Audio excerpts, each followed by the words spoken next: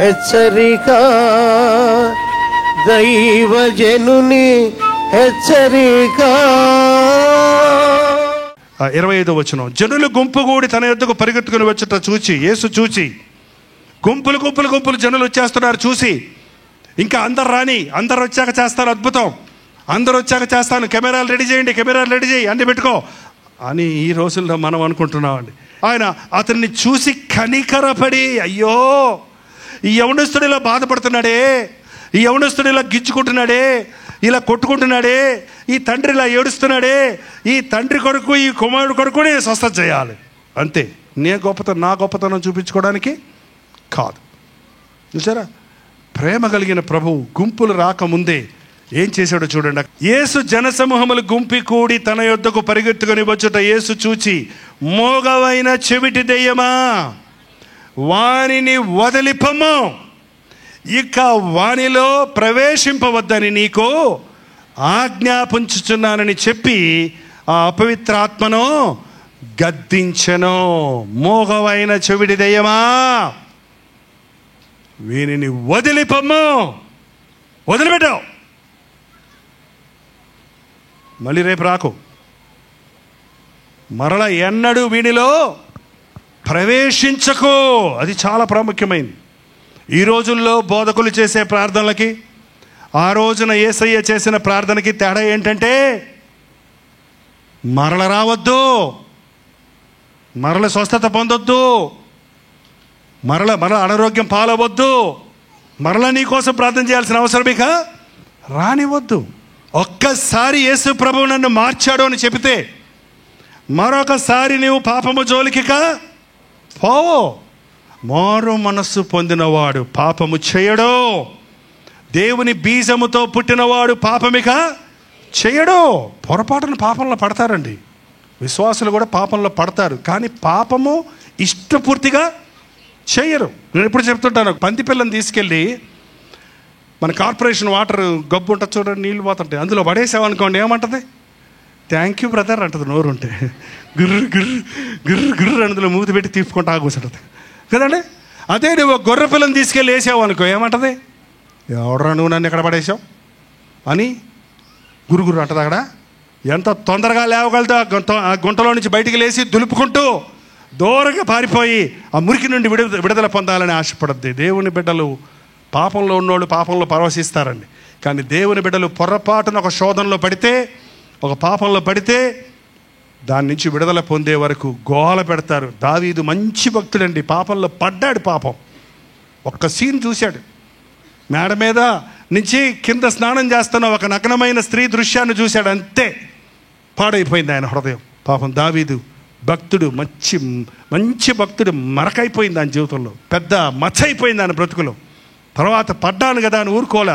ఎప్పుడైతే నాతాను ప్రవక్త వచ్చి హెచ్చరించాడో రొమ్ము కొట్టుకొని ఏడ్చాడు, దేవా నీ సన్నిధిలో నుంచి నన్ను తోసివేయకు, నీ పరిశుద్ధాత్మ నాలోంచి తీసివేయకు, నా పాపం పోనట్లుగా నన్ను బాగా కడుగు, నిదిగో నేను విరిగిన హృదయంతో నీ సన్నిధికి వస్తున్నాను, నన్ను అంగీకరించని కన్నీరు గార్చి దేవుడిచ్చే క్షమాపణను పొందాడు. ఎవరి అతిక్రమములు క్షమించబడనో వాడు ధన్యుడు అని చెప్పి తన పాపాన్ని ఒప్పుకొని క్షమించబడ్డాడు. కాబట్టి కొత్త నిబంధనలో ఆయన గురించి దేవునికి నా హృదయానుసారమైన వాడు దావీదు అని దేవుడు చెప్పగలిగాడు.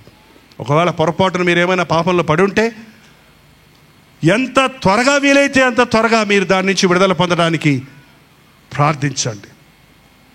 అలాంటి సమయాల్లో మీ పాపము కొరకు పశ్చాత్తాపడండి. ఒక్కసారి విడిపించబడితే మరల విడిపించబడవలసిన అవసరం లేదు. బాప్తీసం ఒకటే, దేవుడు ఒక్కడే, రక్షణ ఒక్కటే, పరలోకం ఒక్కటే, క్రీస్తు ఒక్కడే. మనం ఇన్ని సంఘాలు ఇన్ని ఊర్లు తిరగక్కర్లా. నీ అంతరంగంలో మార్పు కలిగిందంటే నీవెక్కడుంటే అక్కడ ఆశీర్వదించబడిన వ్యక్తిగా ఉంటావు. ఈరోజు మీ ఇంటికి ప్రభువును తీసుకుని వెళ్ళాలి. ఈరోజు మీరు రక్షించబడాలి, మీ హృదయాలు మారాలి.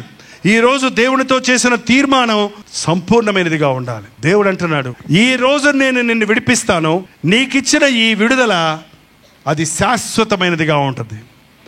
ఆయన స్వస్థపరిస్తే అది ఎన్నటెన్నటికీ స్వస్థత, ఆయన విడిపిస్తే అది ఎన్నటెన్నటికీ విడుదల, ఆయన ఆశీర్వదిస్తే అది ఎన్నటెన్నటికీ పిల్ల పిల్ల పిల్ల పిల్ల పిల్ల తలార వాళ్ళకి అది ఆశీర్వాదం. అబ్రహాము నేను ఆశీర్వదిస్తానన్న దేవుడు చెదిరిపోయి పుట్టకొకడు చెట్టుకొకడైన ఇశ్రాయేలు జనాంగాన్ని ఇంకా ఆయన ఏం చేశాడంటే సమకూర్చి ఆశీర్వదించాడు. ఇవాళ ఇశ్రాయేలు జనాంగం చిన్నదే, కానీ ప్రపంచ పెద్ద దేశాలన్నీ దానికి, ఆ దేశానికి భయపడుతున్నాయి. కారణం అక్కడ దేవుని ఆశీర్వాదము ఉంది.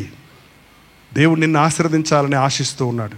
శాపం ఉన్న చోట ఆశీర్వాదానికి చోటు లేదు, పాపం ఉన్న చోట ఆశీర్వాదం నిలబడదు. మన పాపాలు మనం ఒప్పుకుంటే, మన హృదయాన్ని దేవుని సన్నిధిలో చెప్పుకుంటే, మనల్ని విడిపించే దేవుడు పరిపూర్ణమైన విడుదలలోనికి మనల్ని నడిపిస్తాడు. ప్రార్థన. పరిశుద్ధుడా, ప్రేమగల తండ్రి, ఈ సాయంకాలం ఒక్కసారి మమ్మల్ని చూడు నాయన.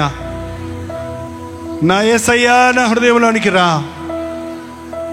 నా జీవితంలో ఉన్న ఈ సమస్యల నుంచి నాకు విడుదల దయచేయమని చేతులెత్తి ప్రార్థనలో ఏకీభవిస్తున్న ప్రతి ఒక్కరిని దర్శించము నాయన.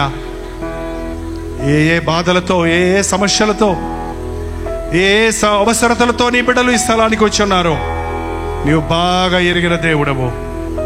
నిన్ను స్వస్థపరిచే యెహోవాను నేనే అని చెప్పిన దేవా, ఈ రాత్రి ఇక్కడున్న ప్రతి వ్యాధిగ్రస్తుడిని నజరేయుడైన యేసుక్రీస్తు నామములో స్వస్థపరచుచున్నాము తండ్రి.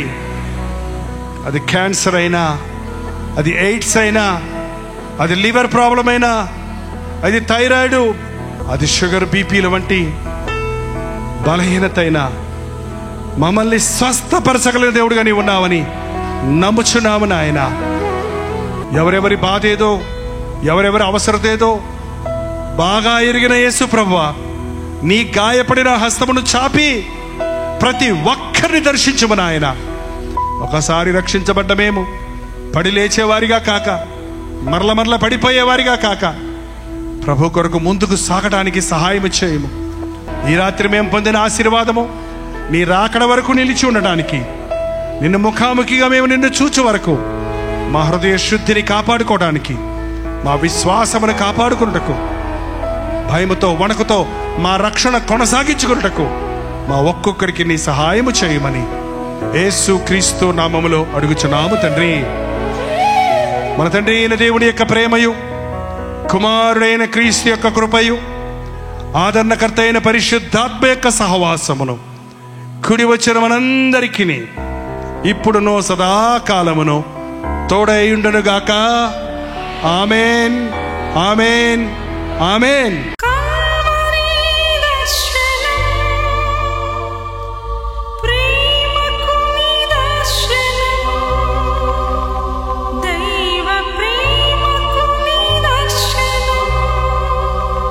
తెలుగు, తమిళ, హిందీ, మలయాళం, బెంగాలీ, ఒరియా అనే 6 భాషల్లో టెలివిజన్ ప్రోగ్రామ్స్ కొనసాగుతూనే ఉన్నాయి.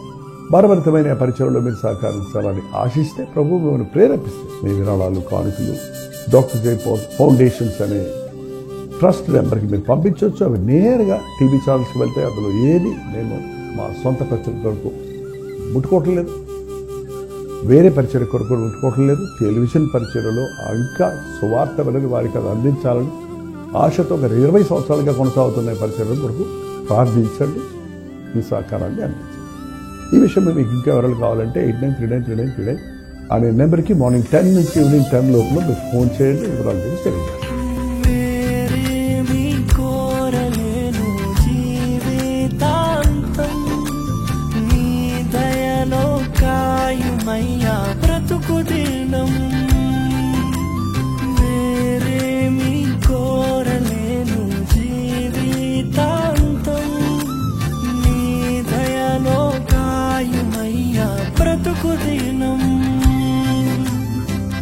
నీలాంటి దైవం ఎవరు విశ్వమున లేనే లేరు, నీలాంటి దైవం ఎవరు విశ్వమున లేనే లేరు. పరమ తండ్రి నీకే వందనా, నీదు బిడ్డగానే సాగేదా.